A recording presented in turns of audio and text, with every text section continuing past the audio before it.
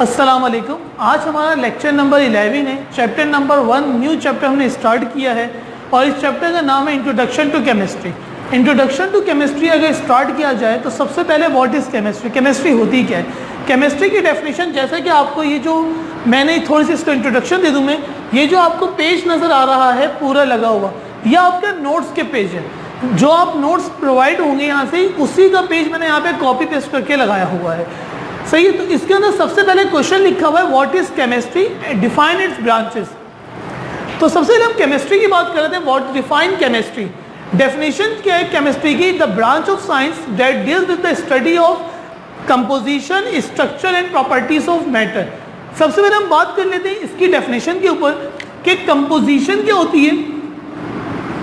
Composition, structure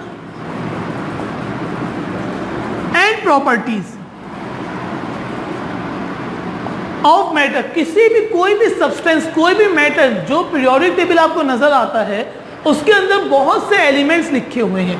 वो जो elements लिखे हुए हैं उनकी स्टडी करना तीन तरीके से, कंपोजिशन को देखना, स्ट्रक्चर को देखना और प्रॉपर्टीज को देखना। मैं एक सिंपल सी बात एग्जाम्पल लेकर आपको समझाता हूँ। आपने कंपोजिशन की बात की जाए तो आपने वाटर मॉलिक्यूल देखा होगा। वाटर की कंपोजिशन किन चीजों से मिलकर बना है? तो वाटर किन चीजों से मिलकर बना है? H2O। This is the symbol of water, composition है पानी की। अगर मैं इसके स्ट्रक्चर की बात करूं कि वाटर का स्ट्रक्चर कैसा होता है, तो आप क्या बताएंगे? OH। आपने मुसलसल किताब के अंदर इस वाटर का स्ट्रक्चर ऐसा देखा होगा।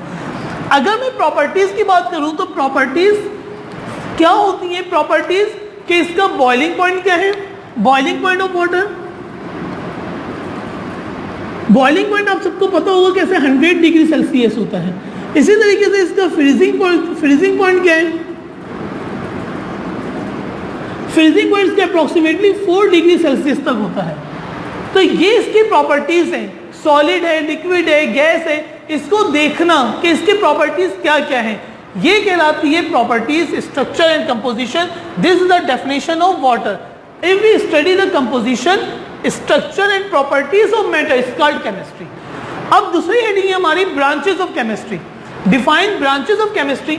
अगर आप ब्रांचेस ऑफ केमिस्ट्री की बात करें तो आप अपने नोट्स में ये देख रहे हैं पूरा कि ब्रांचेस में तो सबसे पहले टोटल इसकी ब्रांचेस 9 है।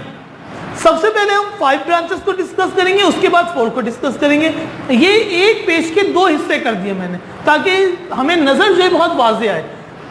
सबसे पहले फिजिकल केमिस्ट्री है।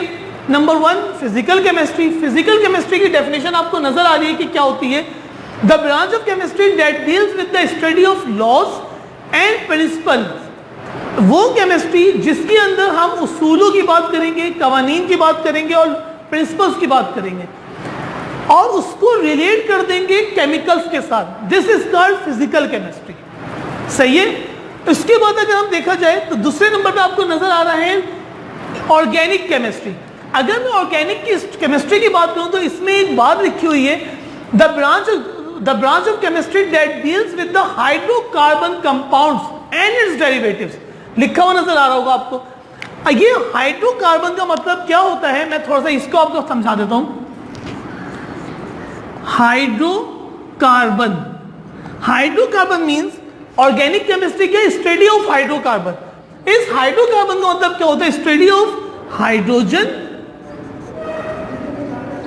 And carbon. किसकी स्टडी? हाइड्रोजन की और कार्बन की स्टडी जब करेंगे तो क्या कहलाएगी? Organic chemistry. उसके आगे एक वर्ड लिखा हुआ है डेरिवेटिव्स। डेरिवेटिव्स का मतलब यहां पे जो लिया जाता है कि उससे मिलते जुलते कंपाउंड्स। क्या? उससे मिलते जुलते कार्बन और हाइड्रोजन उसके मेजर होंगे और माइनर में कोई दूसरे डेरिवेटिव्स भी उसके साथ आके लग सकते हैं। This is called organic chemistry. Number 3 पे लिखा हुआ है इनऑर्गेनिक केमिस्ट्री। अगर हम इनऑर्गेनिक केमिस्ट्री की बात करें तो इनऑर्गेनिक केमिस्ट्री की डेफिनेशन क्या लिखी हुई है? The branch of chemistry that deals with the study of elements and there compounds. तमाम एलिमेंट्स जो पीरियोडिक टेबल के अंदर मौजूद हैं, तमाम एलिमेंट्स जो पीरियोडिक टेबल के अंदर मौजूद हैं, उन सब की स्टडी को इनऑर्गेनिक केमिस्ट्री कहते हैं। एक्सेप्ट एक्सेप्ट मीन्स किसके अलावा, कार्बन और हाइड्रोजन के अलावा, कार्बन एंड हाइड्रोजन के अलावा जिसकी भी स्टडी है पूरे पीरियोडिक टेबल की, वो बिलोंग किससे करती है, इनऑर्गेनिक केमिस्ट्री के से। और इसके अंदर जो हम डिस्कशन करते हैं वो ज्यादातर नॉन लिविंग ऑर्गेनिज्म की डिस्कशन होती है। सही है, नॉन लिविंग मीन्स जो बेजान होते हैं उनकी ज्यादातर स्टडीज की जाती है। इसके बाद है एनालिटिकल केमिस्ट्री। एनालिटिकल केमिस्ट्री उमूमी तौर पे हमारी इंडस्ट्रीज के अंदर जो केमिस्ट्री इस्तेमाल होती है उसको कहते हैं एनालिटिकल केमिस्ट्री। जो फार्मास्यूटिकल कंपनीज के अंदर जो लैब्स होती हैं उसके अंदर केमिस्ट्री इस्तेमाल होती है और बहुत बड़ी तादाद के अंदर इसकी एप्लीकेशंस मौजूद हैं।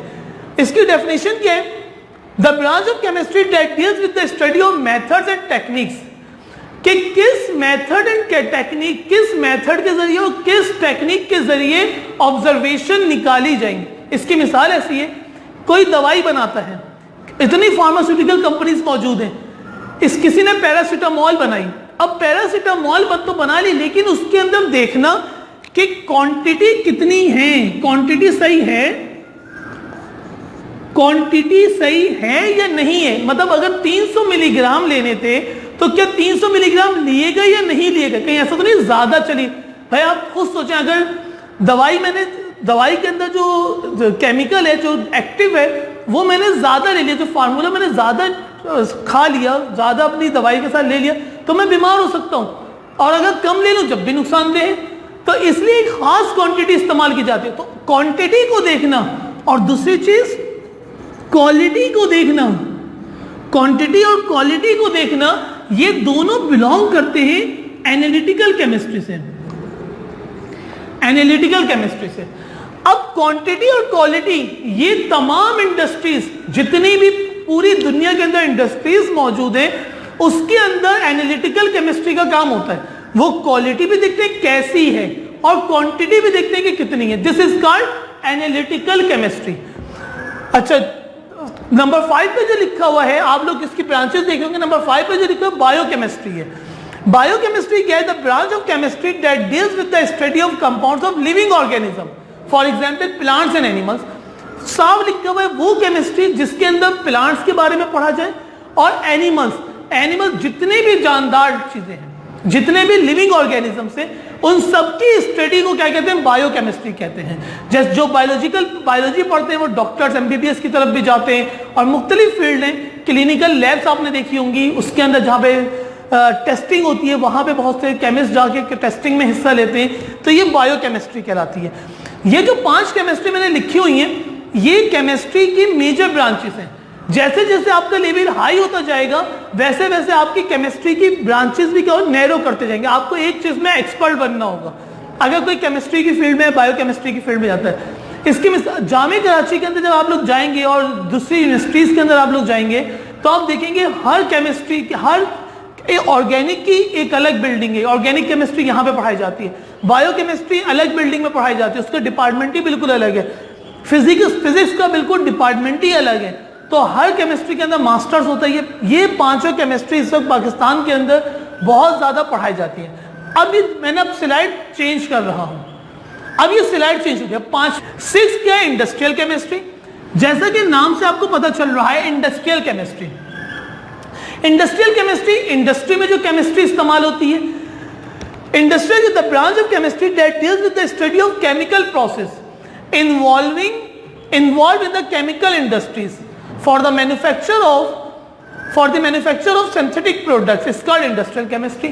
वो केमिस्ट्री जो कि हमारी इंडस्ट्रीज में इस्तेमाल होती है फॉर द मैन्युफैक्चरिंग। मिसाल के तौर पे आप लोग देखते हैं कि पाउडर मिल्क आता है घरों पे, नीडो है और दूसरी इसी तरीके से डबल रोटी आ रही है। ये सिंथेटिक प्रोडक्ट्स हैं, इनको बनाया जा रहा है, खुद सिंथेसाइज, मुख्तलिफ केमिकल्स मिला के सिंथेसाइज किया जा रहा है। ऐसे प्रोडक्ट्स जो खुद सिंथेसाइज की जाए, खुद बनाई जाए, आर्टिफिशियली तौर पे बनाई जाए और जो मैच कर और उसकी जो मैचिंग हो वो किससे हो, नेचुरल प्रोडक्ट से हो। This is called synthetic products. सही है, तो ये हमारी इंडस्ट्रीज काम कर रही हैं आजकल, तो इसको कहते हैं इंडस्ट्रियल केमिस्ट्री। नंबर 8 है इन्वायरमेंटल केमिस्ट्री।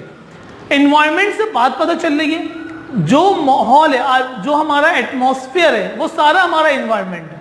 मिसाल के तौर पे अभी मैं इस जगह पे लेक्चर डिलीवर कर रहा हूँ आपके सामने। अब मेरे इन्वायरमेंट में चेयर्स हैं और लाइट्स लगी हुई हैं और यहाँ पे गर्मी है इस वक्त, तो ये सारा मेरा क्या, यहाँ पे मुख्तलिफ गैसेस मौजूद हैं, सही है, यहाँ पे एयर ही मौजूद है। अब यहाँ पे अगर कोई करीब में कहीं पे पोल्यूशन आ जाए, मतलब कहीं से धुआं आ जाए, कोई ट्रैफिक करीब में हो, तो वहाँ पे हम मुसलसल अपनी एयर के अंदर क्या महसूस करेंगे कि हम जो इनहेल कर रहे हैं वहाँ से एक स्मेल हम इनहेल कर रहे हैं। और वहाँ पे बहुत से केमिकल्स ऐसे भी हैं जो हमारे व्हीकल्स के अंदर से हमारे अंदर की तरफ इनहेलिंग प्रोसेस का हिस्सा बन रहा है। This is called environment. अब इस इन्वायरमेंट की स्टडी करना कि हमने कौन कौन से माहौल से, एटमॉस्फेयर से गैसेस को इनहेल किया जिसके वजह से हम बीमार पड़े। इस वक्त यहाँ पे कौन कौन से गैसेस की मेजॉरिटी है, माइनॉरिटी है, कितनी होनी चाहिए, तो ये सब क्या कहलाती है, इन्वायरमेंटल केमिस्ट्री। एक छोटी सी मिसाल ले लें आप लोग, आपने अपने घर का बर्नर ऑन करा या कोई करके भूल गया, अब कोई 1 घंटे के बाद, 1.5 घंटे के बाद वहां पे जाता है, तो उसने इन्वायरमेंट के अंदर एक स्मेल महसूस करी। वो स्मेल क्या थी कि कोई, और स्मेल जैसे हमारे ब्रेन ने सेंस किया, हमने फौरन बोला कि कोई गैस लीक हो रही है, सुई गैस लीक हो गई, मतलब मीथेन। सुई गैस का मतलब क्या होता है, methane, CH4, methane gas leak हो रही है कहीं से। अब कोई माचिस जलाएगा वहां पे? नहीं। ये किसने बताया हमें, ये इन्वायरमेंट ने बताया हमें। इसकी स्टडीज को करना इन्वायरमेंटल केमिस्ट्री कहलाता है। क्लियर है बात? उसके बाद आ जाते हैं, the last one is polymeric chemistry, the branch of chemistry that deals with the study of process of polymerization and the products obtained through the process called polymerization such as plastics। जो हमारी plastics की चीजें बनती हैं, plastic इस वक्त बहुत बड़ी तादाद में इस्तेमाल होती है। अगर आप देखें तो हर चीज जो है ना कन्वर्ट होती जा रही है प्लास्टिक्स के ऊपर। मिसाल के तौर पे ले लेते हैं इसको, चेयर्स, आप अपने एटमॉस्फेयर में देखें हर चीज प्लास्टिक, शॉपर्स इस्तेमाल हो रहे हैं, शॉपर्स के अलावा हम बैग्स इस्तेमाल कर रहे हैं, शॉपिंग बैग्स इस्तेमाल हो रहे हैं बड़े बड़े, और हमारे अब तो हमारी विंडोज भी प्लास्टिक की बन के आ रही हैं, और प्लास्टिक एक बहुत बड़ी तादाद में इस्तेमाल हो रही है। तो प्लास्टिक बनाना, प्लास्टिक की मैन्युफैक्चरिंग करना, ये पूरा एक प्रोसेस होता है जिससे गुजर जाता है, उसको कहते हैं पॉलीमेरिक केमिस्ट्री भी कहते हैं। सही भाई? तो आज का लेक्चर क्या था हमारा, आज के लेक्चर में हमने एक टॉपिक पढ़ा है पूरा। सबसे पहले हमने केमिस्ट्री की डेफिनेशन पढ़ा, फिर branches of chemistry. Important topic है, फाइनल पेपर में पूछा जाता है। और ये जो आज का हमारा लेक्चर, ये पूरा चैप्टर थ्योरेटिकल बेस है, इसमें सिर्फ थ्योरी है बस, और इसके अलावा कुछ भी नहीं है इसके अंदर। सही है? तो मैं इस पूरे चैप्टर को इस अंदाज में ही खत्म करूंगा, ऐसे ही स्लाइड्स दिखा के। अस्सलाम वालेकुम वरहमतुल्लाहि वबरकातुहू।